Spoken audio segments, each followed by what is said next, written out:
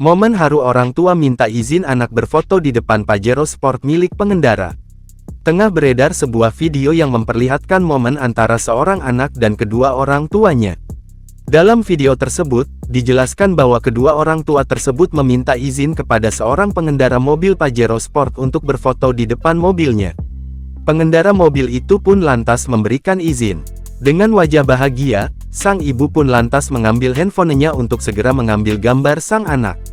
Sementara, sang ayah menyaksikan momen tersebut sembari duduk di atas motornya. Diketahui, video tersebut viral usai diunggah dalam akun TikTok @farelagusri, pada Kamis tanggal 16 Mei tahun 2024. Dalam kolom keterangan, sang pengunggah berharap agar anak tersebut kelak bisa memiliki mobil yang sama dengannya. Kini video tersebut telah diunggah ulang dalam banyak akun di media sosial. Warganet yang menyaksikan peristiwa itu pun merasa terharu dan memuji sang pemilik mobil lantaran mengizinkan keluarga tersebut untuk berfoto. Belum diketahui pasti lokasi peristiwa tersebut terjadi.